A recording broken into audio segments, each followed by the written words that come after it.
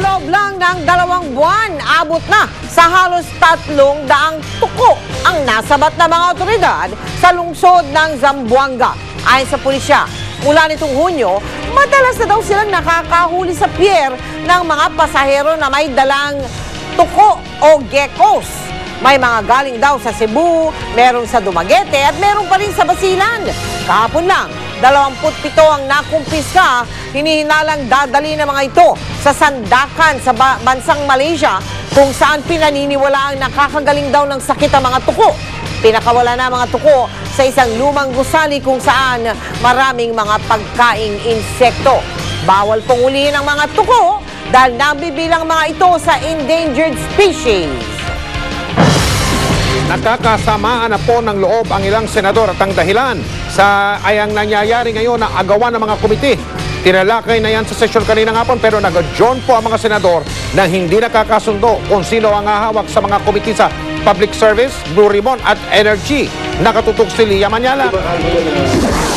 Sumamaraw ang loob ni Senador Bong Revilla kay Senador Ralph Recto.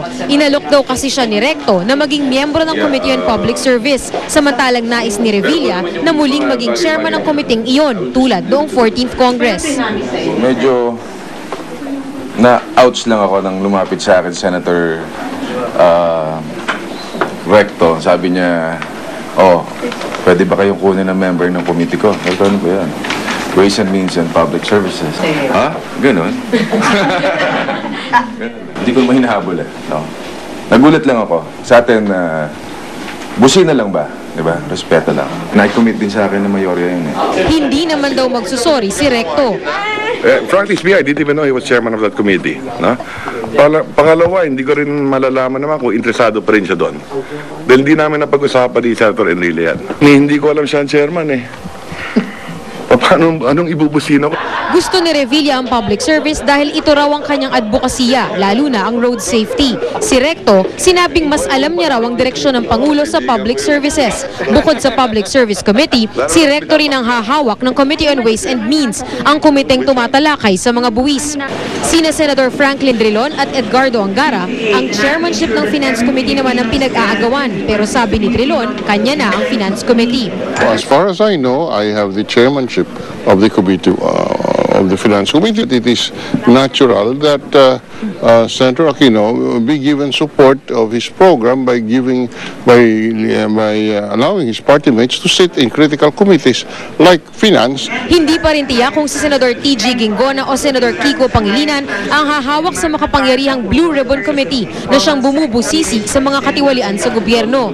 Gave up my bid, diba? Supported Senator Enrile. So kahit paano, naging critical naman ang support ng liberal. Si Senadora Loren Legarda, target ang Energy Committee na gusto rin ni Ginggona. Sa gitna ng lahat ng agawan, nagpatawag ng caucus si Senate President Juan Ponce Enrile. Aminado si Enrile na mahalagang makuha ng administration senators ang mga komite na may kontrol sa kaban ng bayan, ang Finance at Ways and Means. I know the needs of any administration. If those two committees are handled by people who are not of the confidence of the President, his administration will bog down. If his administration will bog down, it is not he who will suffer, it's the nation and the people. Pero hanggat wala pa raw pinal sa mga committee chairmanships, isa lang ang tinitiyak niya. It is always a question of numbers. No one can dictate. Kahapon, nagpulong ang Villar-Angara Block. Isusulong daw ng grupo ang botohan ng committee chairmanship sa sesyon ng Senado. Lia Manyalak, Nakatuto, 24 Oras. Ngayong panahon ng tag-ulan, isa sa mga pinakamainam na pananggalang ay yung payong, di po ba? At para naman sa mga hindi sanay o ayaw magdala ng payong, meron ng mga bagong disenyo para maging kakaiba ang paghawak at paggamit nito. Nakatutok si Susan Enrique. Si Dayan, aminadong dating tamad magbitbit ng payong. Pero salamat na lang daw sa bago niyang nadiskubreng bottled umbrella. Ang lalagyan ngayon ng kanyang payong, parang bote ng alak. May mga taong ayaw nila magbitbit ng umbrella kasi ako personally, di talaga ako nagbibitbit ng umbrella usually. Pero kasi since unique siya, so okay siya sa mga fashionistang tao.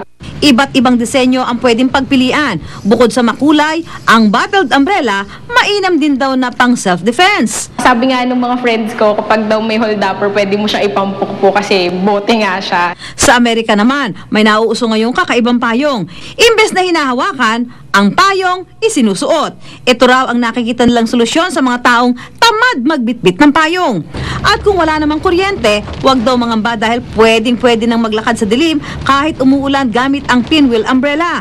May built-in flashlight sa dulong hawakan na sadyang idinisenyo raw para sa madidilim na lugar. Ito magagamit mo siya kasi may ilaw siya. Pwede mo siyang gamitin.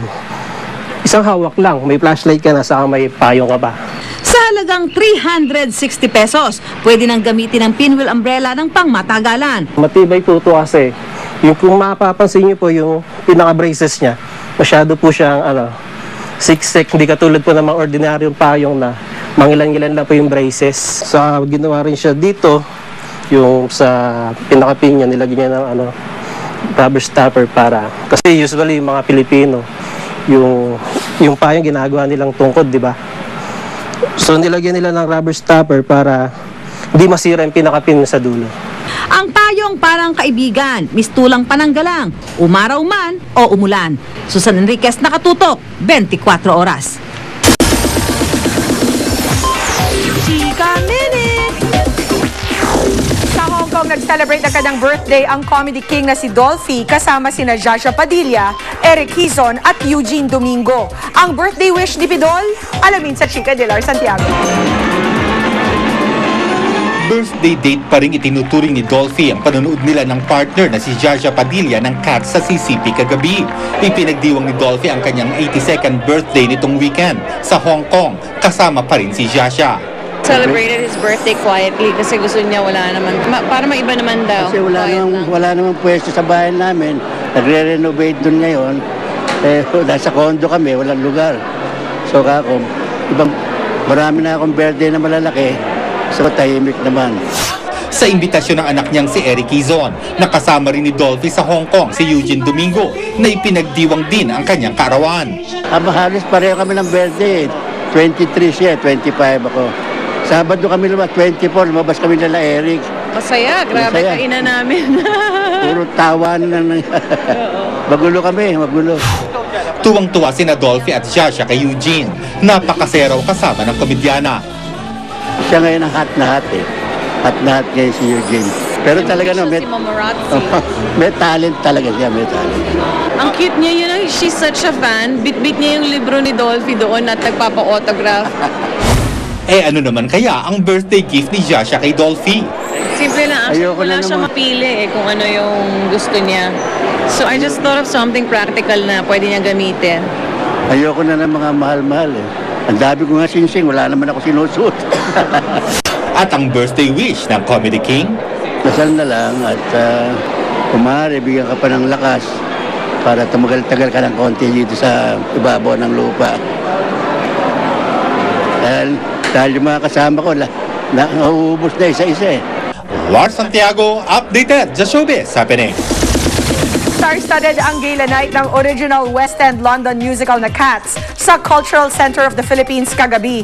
Kabilang sa mga dumalo si dating First Lady at ngayon Ilocos Norte Representative Imelda Marcos, Red Cross Governor Rosa Rosal at Tony Rose Gaida kasamang kanyang anak, Senator Mig Zubiri at kanyang asawa. Naroon din si Comedy King Dolphy at Jaja Padilla at mga kapusong sina Buboy Garovillo, Tim Yap at Butch Francisco. Dumating din si Presidential Sister Pinky Aquino Abellada, socialite Tessa Prieto Valdez, ang nalilink na sina Borgie Manotok at Georgina Wilson at Maestro Ryan Cayabyab. Kitang-kita namang nag-enjoy sila sa pagtatanghal. Sa curtain call, binigyan ng standing ovation ang cast sa pangunguna ni Lea Salonga. May chika pa ako mamaya kaya huwag bibitin.